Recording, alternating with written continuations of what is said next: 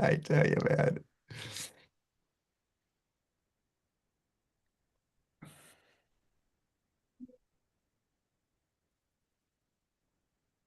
Yeah, somehow what it's appearing on my screen, it's not full screen.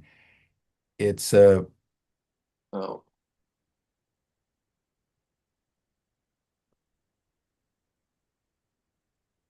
yeah, something's okay. He's saying start the webinar and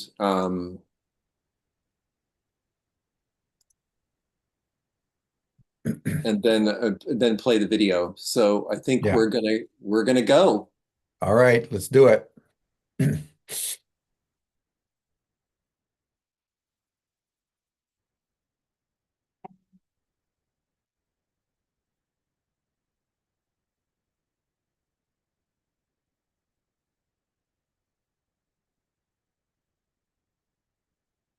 Um, Maybe I have to trying that again. Yeah, I'm not hearing any audio.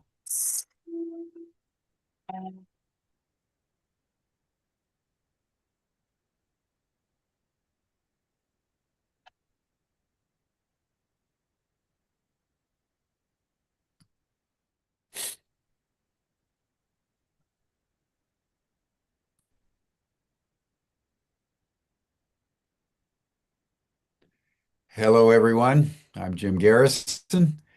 I want to welcome you to this session of Humanity Rising as we celebrate our first PhD in our Extraterrestrial Studies program at Ubiquity University. Before we dive into that domain, I want to just make a quick comment on world events in relation to something that I'm preparing for Humanity Rising probably next week. Uh, you've all been looking at what's going on in Davos with the various European leaders and then President Trump and his speech and the negotiations that took place around Greenland and his Council for Peace in Gaza and various other aspects of geostrategic affairs having to do with Ukraine.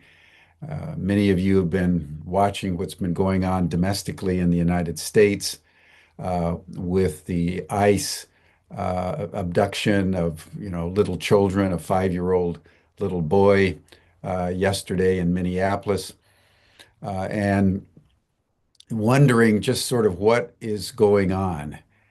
And I want to just note something that I will be pondering on our collective behalf that comes out of Dietrich Bonhoeffer, who wrote an essay in the 1930s on stupidity.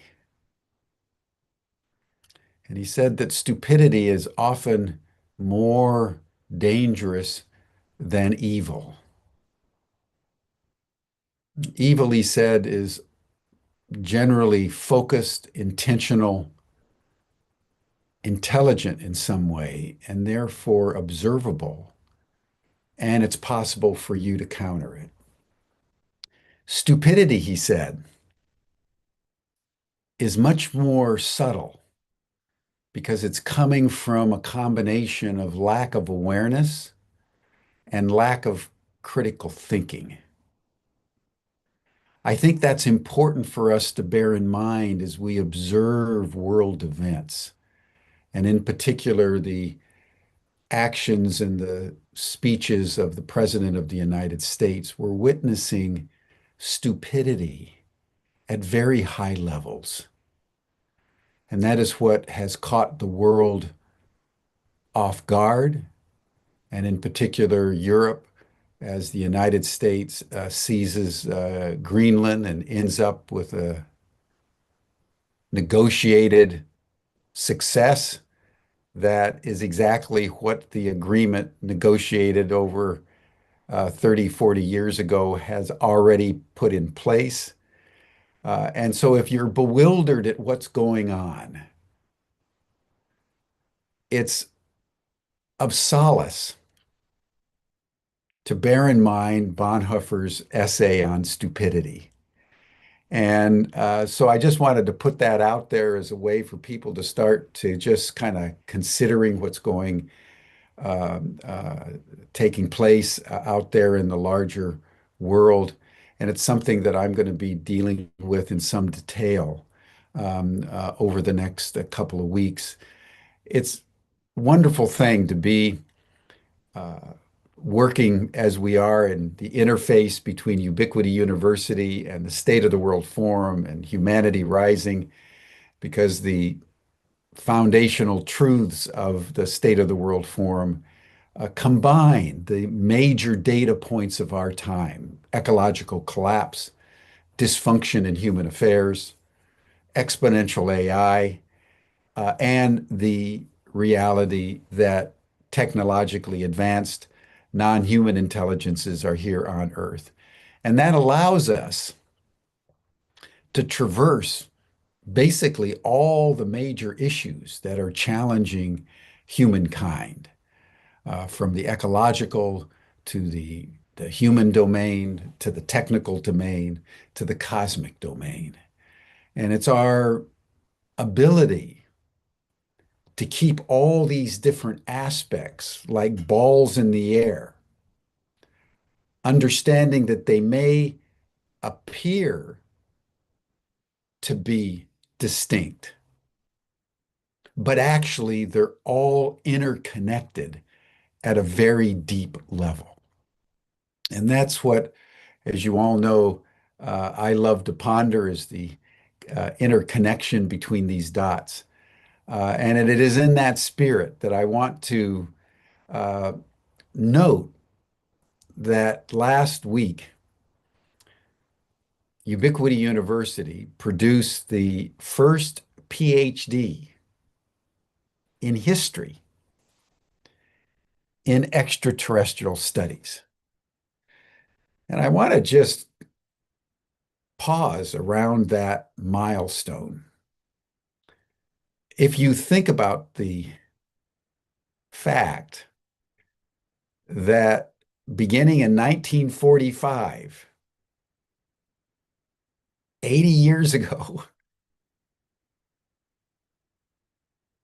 the UFO phenomenon has been a major happening in global affairs. And yet the US government, in conjunction with other governments, decided to keep the reality of technologically advanced non-human intelligence a complete secret. And not only keep it a complete secret, but convince academia and religious institutions and civic institutions and the entertainment industry to act as if the issue didn't even exist. With such success, they were really good at it, with such success that if you even talked about UFOs, you were considered kind of crazy and psychologically deranged in a certain way. And yet, just because, and those people who poke their head above the sand and said, wait a minute, no, I think it's round, like Copernicus or Galileo or Giordano Bruno, were persecuted. Giordano Bruno was burnt at the stake. Galileo was exiled, forced to recant. Copernicus didn't even publish his theories in his lifetime. He was so afraid. But the world was still round. And slowly, laboriously, the information came out, and now we've embraced the obvious.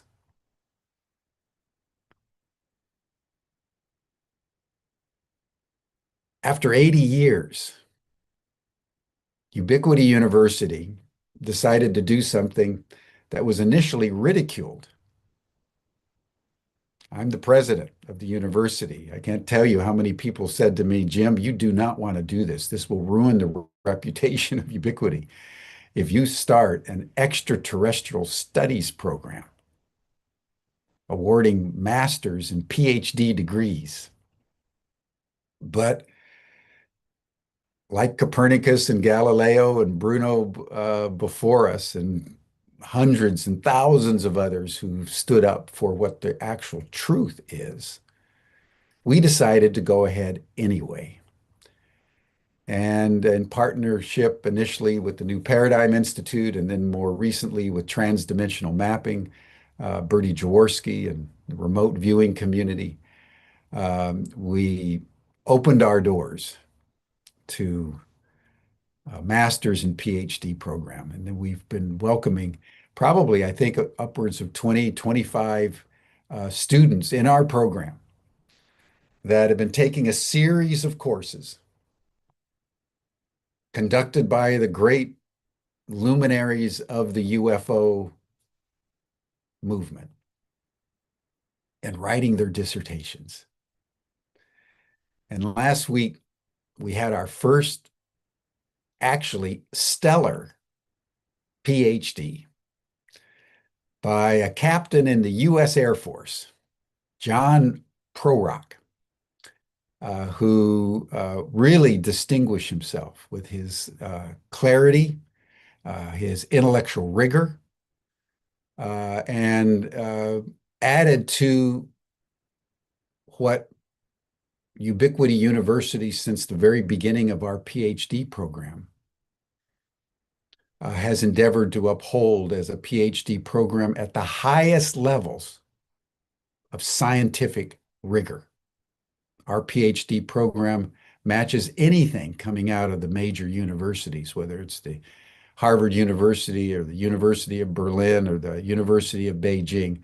Our PhDs and our graduate degrees are world class, thanks to the Dean of Graduate Studies, Dr. Georgie Szabo, who took her PhD at the Sorbonne. My PhD was from the University of Cambridge. So we have held to those standards of excellence.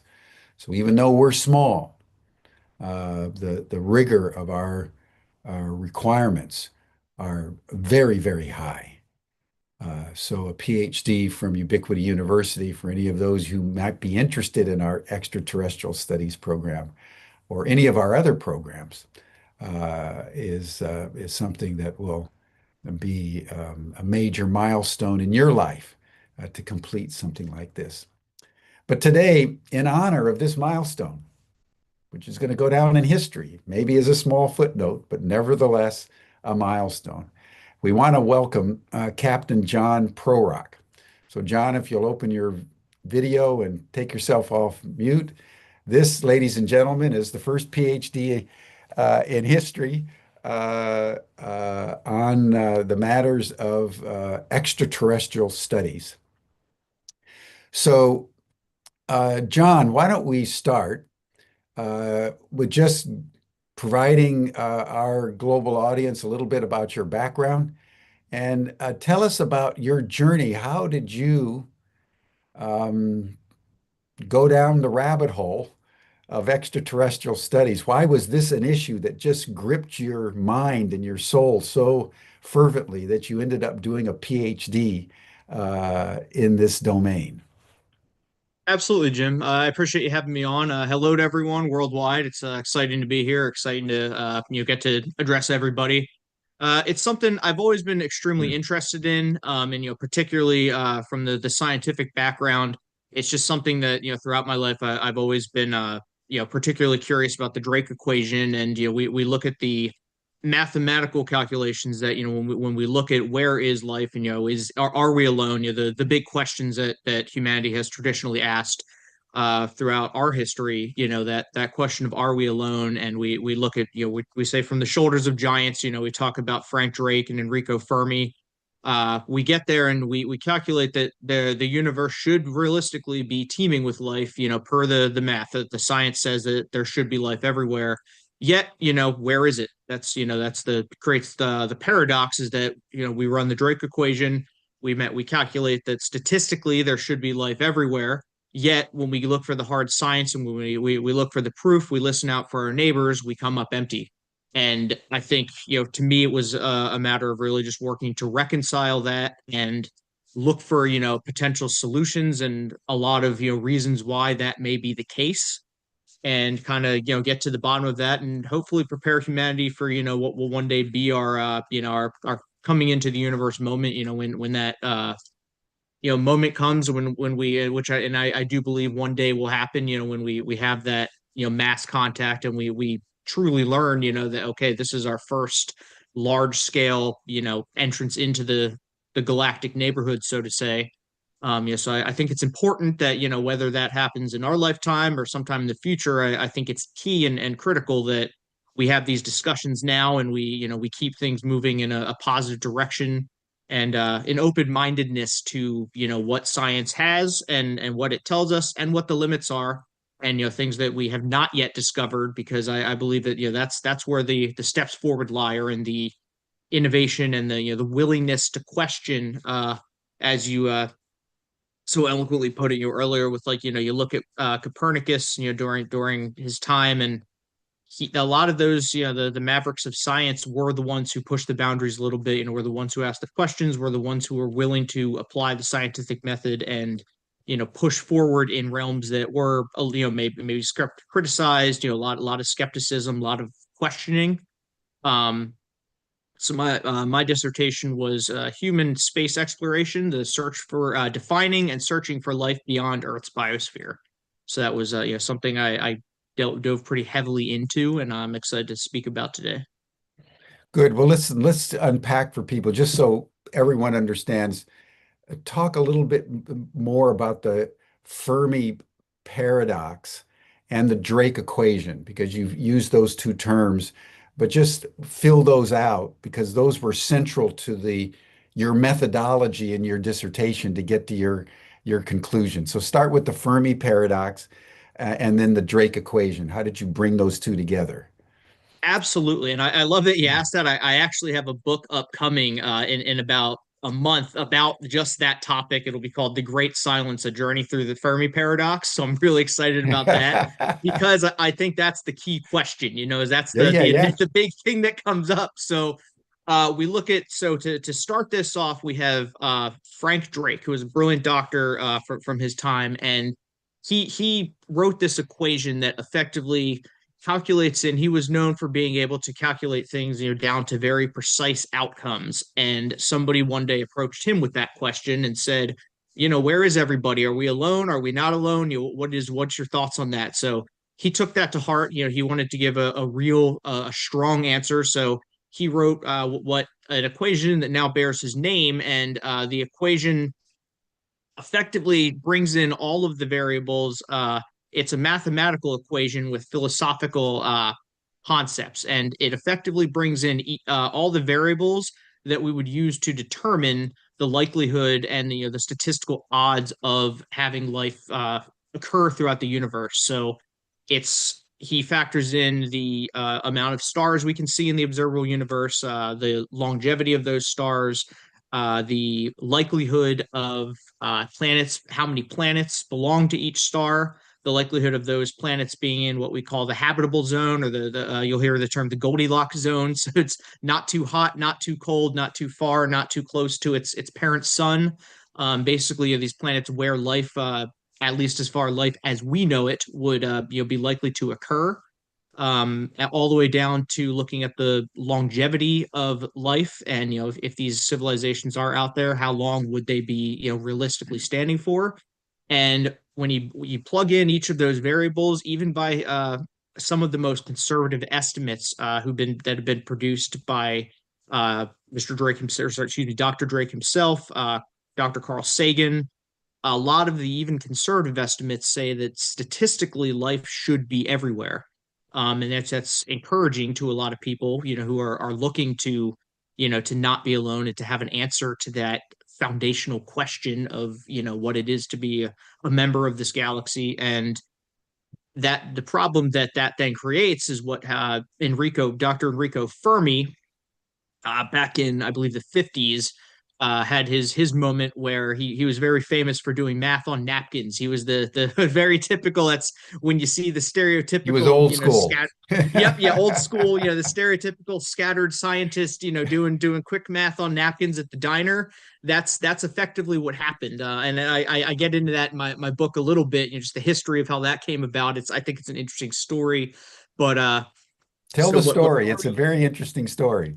Certainly, yes. So he was at a diner with some. They were working a lot, at the time with physics, and this was the Cold War was very much intensifying. There was a lot going on with physics and that the background. So obviously they were all very well employed, and very very hard worked. So as you can imagine, to decompress, they talk more about physics. So at the diner one day, him and a lot of his colleagues were talking about this, and the Drake equation came up, and they each, took turns filling in the variables, what they thought, was the appropriate figures to enter for each variable, and they all came up with different odds, and then Fermi asked the question. They all of those odds again came to the same conclusion that many before had come to, and said, yeah, there should statistically, the math is saying that there should be life, elsewhere. Like we should not at all. It's not like we are a statistical anomaly.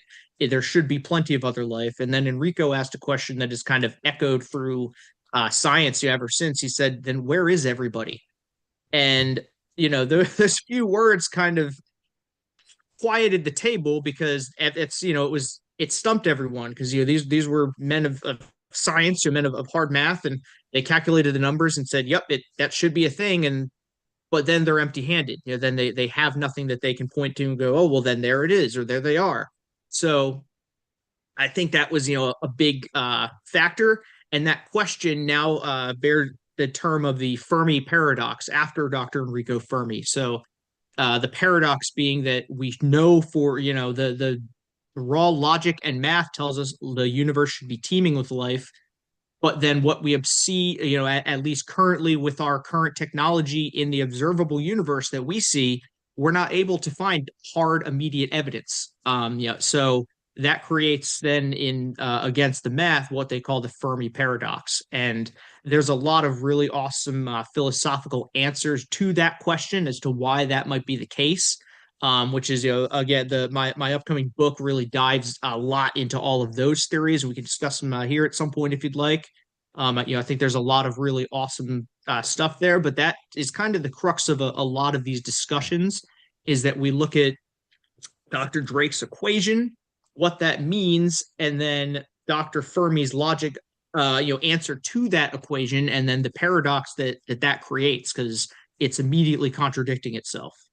Yeah, exactly. Well, let me bring in something that Carl Sagan said in one of our State of the World forums back between 1995 and 2000. We invited Dr. Sagan to speak, and he gave a very eloquent, beautiful presentation on what he called the little blue dot, which is what our Earth looks like from some of the photography from some of the spacecraft and satellites and so forth in the depths of space. And then during the question and answer period, someone asked him about UFOs and what he thought about uh, extraterrestrial life and so forth. And he gave a statistic that I found kind of arresting. He said, listen, if you assume that there's 100 million planets out there in our galaxy that have life, and then you assume that all 100 million of them wanted to come to Earth, which he said is a very big assumption that they would actually know about Earth and want to get to Earth. But he says if you get over that, and all 100 million sent spacecraft at the speed of light to Earth, he says our galaxy alone is so vast one would only get here once every 100,000 years. And the audience gasped. And I think one of the aspects of the Fermi paradox and the Drake equation is that we lose sight of the vastness of space, that from Earth to anywhere else is a exceedingly long way. And I've never forgotten that statistic. And I don't know whether you agree with it, but that's what Dr. Sagan said back, I think it was in 1995 at our first State of the World Forum. So how does that fit into your cosmology and this relationship between sort of the statistical certainty that they're out there and the reality that they're not showing up? Because I think we think that the universe is actually a lot smaller than it actually is. Absolutely. I'm a huge fan of Dr. Sagan's work. Right. I think, but below me, down in my basement right now, I think I have 5 or 6 of his books stacked up. A lot of research from him went into my dissertation and my book and a lot of upcoming works. I think that is what, first of all, one of the key things to remember is that, when we say statistically life should be everywhere, well, if I said, there should be people everywhere in this room, then it would mean that there's a lot of people I can talk to. Where, if I say there should be a lot of people in my neighborhood, then I can't, it would require some effort to go and speak to them. And then, the further out you go, if I say there are a lot of people on the planet, and, that the more you spread out, suddenly we're talking about having to take a plane flight to go see somebody. The further we spread out, when you look at the sheer size of the cosmos, that is important to remember that when we say there should be life everywhere, just because we don't immediately see it within our immediate grasp with our current technology and what we know to look for as what we define as life, certainly does not mean that that is not the case elsewhere. So and does not mean that it's not there to find eventually and out there. And there's a lot of reasons why that could be the case. If we look at future technology, a lot of hypothetical, technology and futuristic ideas. I think there are some ways, potentially that you could you look at like Dr. Michio Kaku discusses a lot of theoretical physics. I've got a lot of his books as well. A lot of really interesting ideas for potential, faster than light travel and warping and black holes, wormholes, all sorts of different phenomenon, that in theory could provide faster ways to travel than light, faster than light communication, faster than light travel. I think looking at quantum entanglement, something really exciting. So that is cutting edge stuff. It's certainly not something I can come here and say, yeah, I think we'll have that next year. That would be quite a while if it's even possible. But I think it's exciting to, to look at some of these potential answers and say just within our extremely limited scope as humanity, we are already beginning to conceive of these ideas, cold fusion, light sails, 0 point energy, just a lot of these interesting concepts that just within our framework as a very relatively young species, we're already starting to think of and question. So, I think, again, it's not something I would ever want to shut out and to refuse to acknowledge the possibility that there could be more out there and that there could potentially be connections at some point between two civilizations. Good. Well, listen, let's dive into your actual dissertation for a bit, John, because what I really liked about your dissertation, and by the way, everyone, I was on his oral examination committee. And the way that works is when you submit your PhD dissertation, there's a committee, there's your major advisor, there's an external examiner that doesn't know anything about you or have any connection, so it's completely dispassionate. And then myself and Dr. Szabo, who's the Dean of Graduate Studies. So there were 4 people examining John in an oral exam that generally lasts hour and a half, 2 hours. And then on the basis of that having all of us read his dissertation, talked with him at length and deeply about his logic and his conclusions, then we vote as to whether he passes. Sometimes a candidate is judged to be deficient in one way or another, and they have to kind of go back to the drawing boards and resubmit. And so that's what happens in an oral exam at the PhD level. And I think we were all intrigued by the way John constructed his investigation, because he did it in a really interesting and innovative way. Normally, in a scientific paper, you limit yourself to, the Drake equation or, the Fermi paradox, and you don't go out of the scientific reductionist box. But what John did was expand that and bring in many other factors, including ancient wisdom and multicultural experience of this phenomenon to draw his conclusion. So, John, uh, talk to us about how you constructed your research and the conclusion that you came as a result of your research. Absolutely. So I wanted to really bring in that piece of it because when we're having these discussions, I certainly I think that it would be foolish of us to ignore the fact that we have these wisdom and traditions from ancient cultures who seem to discuss all this. I think we've all seen the show, the shows on the History Channel and everything where there's a lot of people who have all of these very profound stories and a lot of unexplained mysteries. You very quickly get into that rabbit hole of discussion, which is exciting. And there's I think it would be foolish of us to not consider some of this past wisdom and some of these stories. Our ancestors were certainly not fools. I think they know what they were trying to tell us, and I think it's important to keep a mindful approach to a lot of that, and to be able to kind of bridge the gaps between what traditional wisdom and modern what we would call knowledge or science. I think that's extremely important.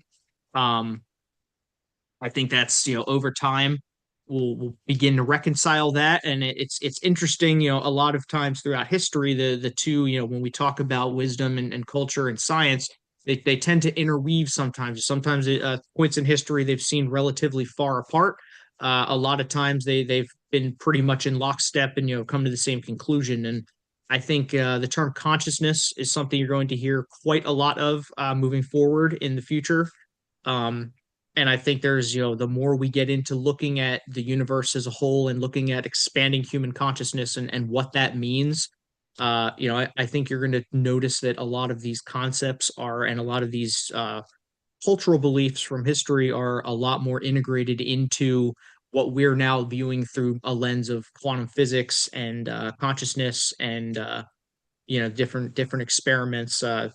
If you want an interesting one to look at, the double slit experiment. I talked about that in my dissertation. If you're interested in looking that up at any point, but I think that there's, we're now finding with science that there are a lot of phenomenon that can be more explained by saying, actually, this sounds a lot like, the wisdom of ancient cultures. Are we just rediscovering things that our ancestors have been trying to tell us? And I think, that's very important to make sure that we are appreciating, lessons from the past and taking in lessons from our ancestors who were very clearly trying to communicate, what they believe to be profound things.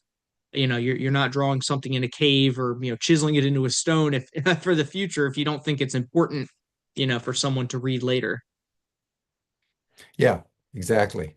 Well, let's tease that out a bit. Tell us, what ancient wisdom traditions you were particularly struck by, and how that ancient wisdom corresponds to something like the double slit experiment. Describe that, because what was innovative about your dissertation was the way you brought all those aspects together. Certainly, yeah. So I think so to start for anyone who's not familiar, this will be a very 40,000 foot view down of just a quick over or oversight of what the double slit experiment is a famous experiment where they were firing particles through a single slit and then through two slits. So consider firing pellets through a box that had one and then two splits in it, and what they were finding were various interference and wave patterns where you would expect to see the particles behaving in a certain way.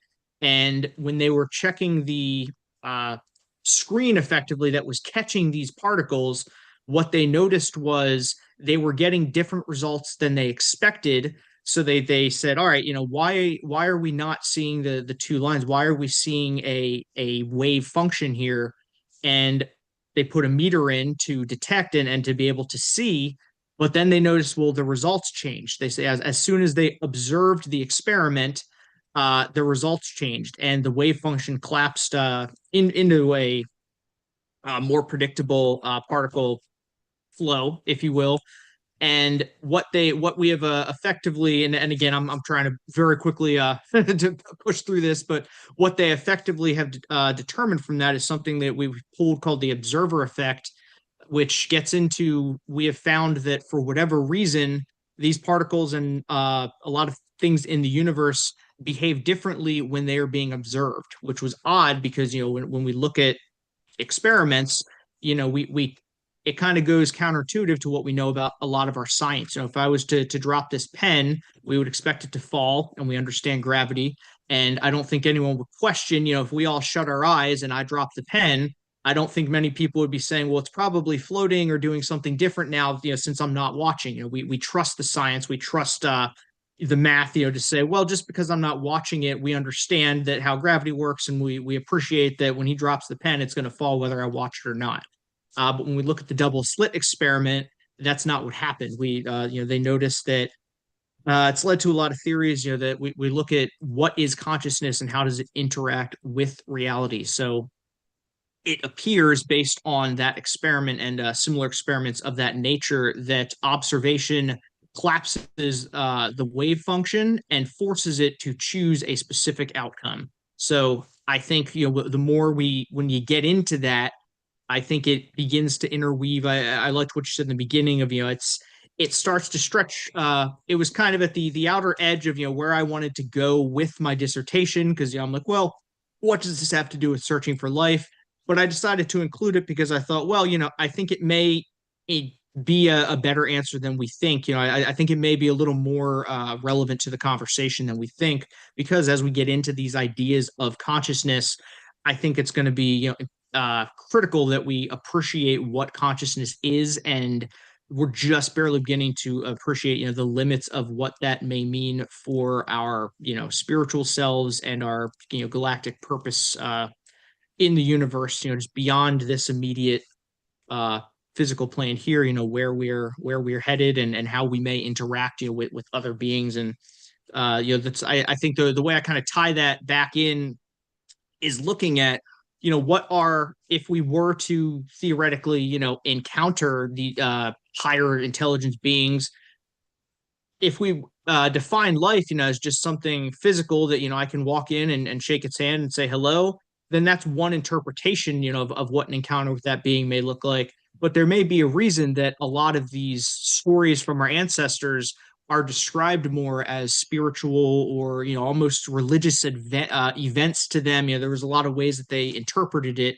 But I think it's important to kind of acknowledge that such events may be more of a profound experience of consciousness, or contact may occur in ways that are different than we would expect. It might not be a matter of physically shaking hands with the being standing in front of you. These encounters may manifest or have manifested in the past as other types of experiences, other experiences of consciousness. um Hopefully that makes sense. Yeah. Well, I think we're onto something very profound, just going back to Dr. Sagan for a moment. Back in the 80s and 90s, the there was no notion really that anything could travel faster than the speed of light. And then you have all these experiments, a double slit experiment and the whole theory of entanglement and little photons, over vast distances affect one another. And there's no idea of how that's happening, but we know that it is happening, that the observer and the observed are interconnected at the quantum level. And so what is emerging is that not only that consciousness is real, but that it's perfectly possible to travel instantaneously, not limited by the speed of light. And further, this UFO phenomenon is not limited to, sentient beings traveling from Alpha Centauri or the star system Sirius or constellation Gemini or someplace like that, but through different dimensions, not only of space, but of time. So that one of the things that's so exciting about our world right now and our understanding of not only physics, but the possibility of other sentient intelligence is that consciousness is the reality, not matter, and that dimensions of space and time, which are existing simultaneously with us, are actually interpenetratable. And beings are now beginning to circulate in our observable perception from sources that we don't fully understand.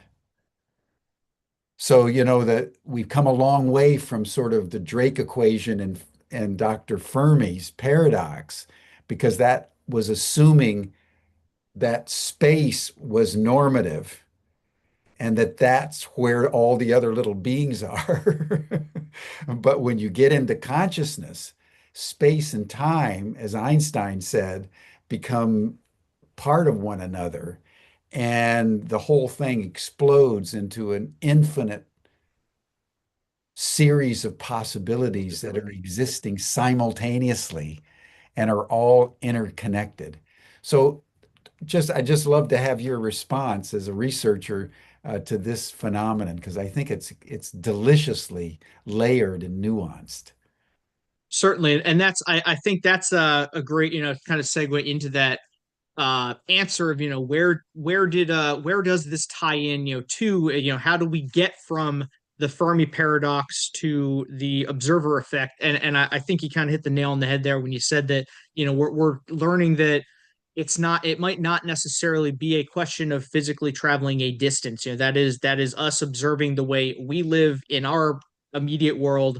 But the more we look into concepts such as consciousness, I think that to me is where you can start to have a lot of fun with getting more into theoretical physics and just different, bringing in almost philosophical arguments applications to the science of looking at, it may very well be the case that there is a direct relationship between consciousness and reality. Does observation collapse the wave functions around us into a stable reality? Is our consciousness and our active observation required to anchor down what we would call the our stable reality that we live in?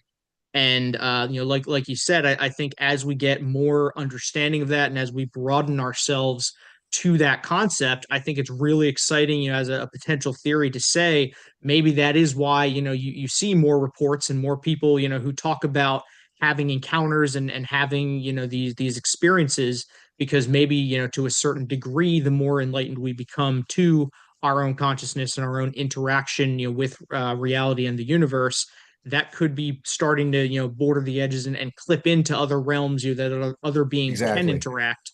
I think it's a really exciting theory. It's one of those things one day, I think we'll be able to explain it on a chalkboard with, a couple lines and say, yep, we figured this out. It'll be, that was a breakthrough. But, I love those kind of theoretical applications and theoretical answers to some of these problems, because there's just such enough, out there, that when you look at quantum entanglement and, some of these interesting phenomena, the possibilities are endless. And to me, that's the exciting part, is that when we make some of those base, like, entry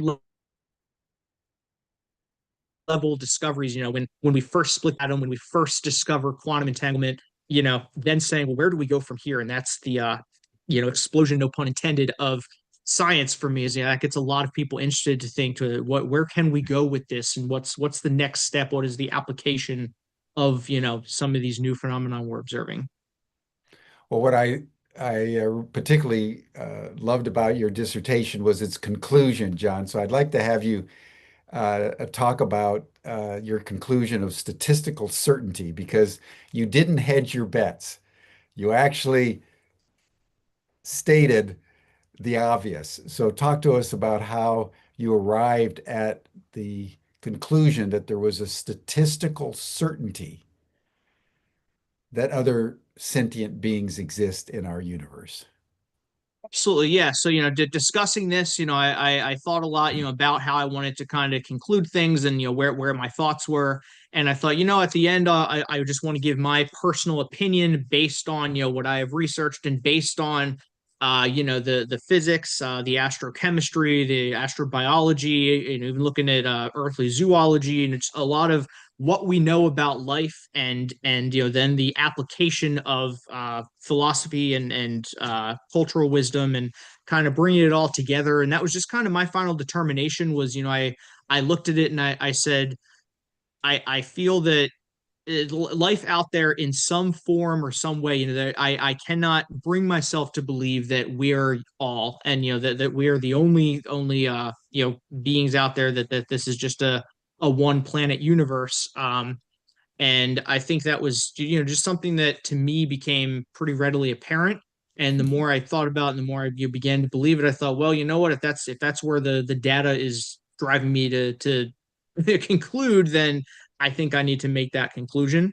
And it's exciting. Again, there's a lot of further applications of that conclusion. The way we talk, okay, so, if you do believe life is out there, do you believe it can come into contact? How? Why? What might it look like? So all of the questions open up when you're willing to, acknowledge, look, reasonably. I think I've heard Dr. Kakus and others say several times, that the burden of proof has kind of, the scales have tipped, where it used to be, you were the tinfoil hat, guy, you were the one in the room that, everyone would kind of have a laugh over when you said, oh, I believe there's something else out there. And, it was, you had to prove it. And I think at this point, just based on, a lot of what we've seen with astrochemical missions, a lot of NASA work, the Drake equation, a lot of philosophical Fermi paradox resolutions. I think when you take a comprehensive look at things, we've kind of tipped the scale, in favor of life. And now I would argue that the onus is on those who do not believe to disprove life, to show me where it could not be. How there could not be anything else. Because I think when you look at the vastness of the universe, and the limited data set and the facts that we do have, we're starting to see, that there are at least the building blocks everywhere. To me, I think that the final tipping point was that astrochemical side of things. Some of the major, kind of aha moments in my mind were when we look at confirmation of the base nucleotides in our DNA and RNA have all been found to exist outside of the Earth's biosphere, so in space. When we look at the capabilities of tardigrades, or commonly called water bears, to survive in very extreme conditions, that would not be hospitable to us, or certainly, or to many animals on Earth. And looking at 70% of the proteinogenic amino acids, so the so-called building blocks of life, 70% of those have been discovered to exist outside of the Earth's biosphere, We look at finding water. We have observed via spectroscopy and plumes that we've seen from certain different telescopes of plumes in Europa coming up, that we know there's almost certainly a liquid ocean on Jupiter's moon Europa. And I think when you start bringing all this together, it paints a story. I say, so if the building blocks of life and all of the chemicals, we look at the CHNOPS, posse of elements that are said to be the major life-giving elements. They are abundant throughout the universe. And when we look at having all of these pieces and saying, so we got all of that, we have liquid water, the universal solvent, and we're not even outside of our solar system. We're one grain of sand over in the entire beach of everywhere to look at. And I'm like, well, you know what, if we have all of this evidence, to me, I can't say, I can't come up with any other conclusion other than saying, yeah, there has to be more out there. And then I believe then it's a more interesting conversation to just because then you can really go down into the theories of, well, what might that life look like, and will they make contact, could they make contact, could we make contact, what would that look like, and how would that manifest. And to me, that's where it gets very exciting, and you can start to very quickly get into theoretical application of many fields of science, and into how it all plays a part. Let me ask you a final question, because we've now reached the conclusion, everyone, that there's a statistical certainty in John's view that non-human intelligence exists. The question then is, how do we humans on our little tiny blue dot interact and orient ourselves to these beings? And there's two main orientations. One that you hear a lot from the intelligence community, the military, many of the books out there, is that it's a national security issue. You hear this in the US Congress all the time. This is a national security issue. They're a potential threat. They have the capability because they're so technically advanced. They may have the intent to be malevolent, and therefore we should essentially be afraid, protect ourselves, weaponize the relationship just in case they're the bad guys.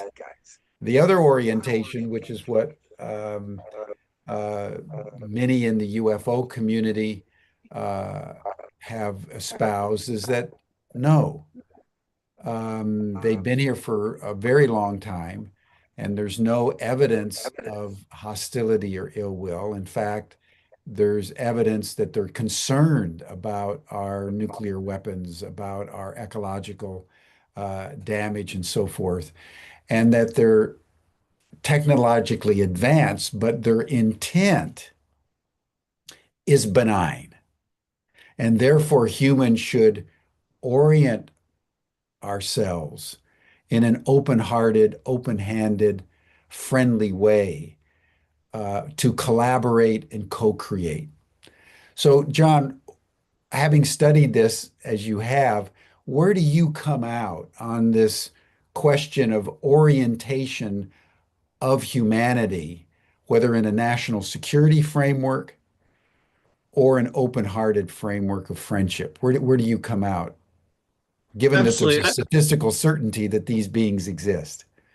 I think if we were, to have that moment, where the, some civilization, in theory, attempts to initiate, this mass contact, and how do we present ourselves in that scenario? I think it's one of those things where, fortunately, you don't have to choose, a side.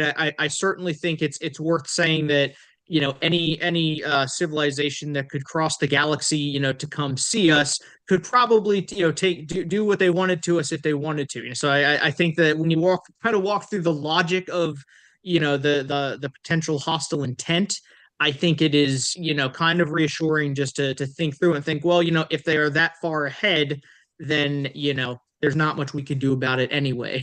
But I think, realistically, what that tells me then is that, well, you know, we have to assume that there is, a reason that this contact would be made, and there's a lot to gain, and to put our best foot forward. And I look at it, as just meeting a stranger on the street. You don't entirely have to let your guard down to be open, and to say hello, and start a dialogue with somebody. You're taking a risk anytime you interact with a brand new person. But we appreciate that. Well, there's also a lot to gain from that situation. So I think fortunately you don't have to let your guard down entirely. We don't, we can keep in mind, it's natural to be afraid of the dark, and there's going to be some fear there, and there's going to be a lot of people, who are very uncomfortable with that kind of idea.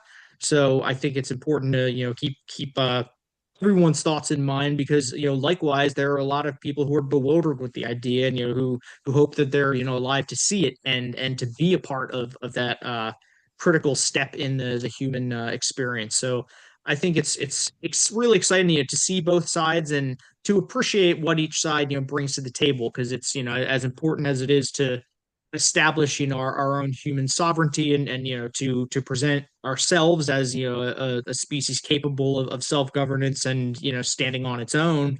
It's also important to acknowledge, hey, we may be a very small piece of what ends up being a very big galactic framework. Who knows what's out there. So it's I think it's interesting to be able to kind of take both of those aspects into account, and kind of appreciate, there's a something interesting to say for kind of seeing where we are in things, and seeing how we stack up. And interestingly, I don't know, in my opinion, that humanity will get the choice when that moment comes. If we're talking Hmm. theoretically about beings that are that much further advanced, then it's it'll probably be much more on their terms to see, well, how do they want to approach us, as the less developed. If any being is crossing any of these planes to come and greet us, we may be caught in more of a reactive stance, than we want to be.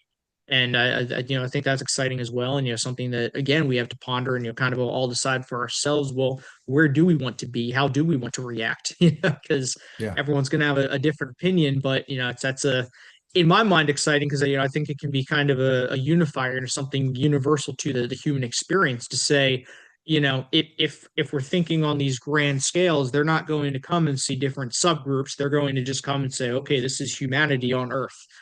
So when we all have different opinions, different ways of approaching it, it's there's an irony there, because when they approach us, they may just be approaching us saying, "Oh, okay, we'll pick one random person," and clearly they're going to speak for all of humanity. Which obviously what will not be the case. But it's when you think in those terms, yeah, it's interesting to have those discussions, and have everyone. It's something, and that's what something I'm excited to get my book out there, because I want everyone to think about it. I want everyone to come to their exactly, own conclusions. exactly. And when I walk through different hypotheses, dark forest theory, simulation theory, there's so many different ideas. Try to present everything in a way where I'm just going to give the logic behind why a lot of people buy into this concept, and then you decide for yourself what your thoughts are. And then come find me, grab jump onto one of the social media pages up for the book, and let's talk about it, because that's where the exciting stuff happens. Great. Well, when the ETs come and they pick somebody, I hope they pick somebody like you, John. Well, I appreciate it. I don't know. We'll see. Well, thank you so much, John Prorock, everyone, the first PhD in history in extraterrestrial studies, concluding that there is a statistical certainty that non-human intelligences exist in our universe. And he's got a book coming out. He'll probably be also publishing his dissertation. So watch out, look for John Prorock on the New York Times bestseller list. And that will conclude our session for today. John will join the after chat so you can talk with him more deeply and more informally. You receive the Zoom reminder, the link in the Zoom reminder for today, and also you can see the link in the chat box. John, thank you. And again, congratulations, my friend. You've done a great service to the U.S. Air Force, and you've done a great service to Ubiquity University by being the first PhD in extraterrestrial studies in history. Well done. Thank you very much. I appreciate the opportunity. It's been wonderful, and I look forward to a lot of collaboration in the future. Thank you. Thank you, everyone. See you next week. Bye for now.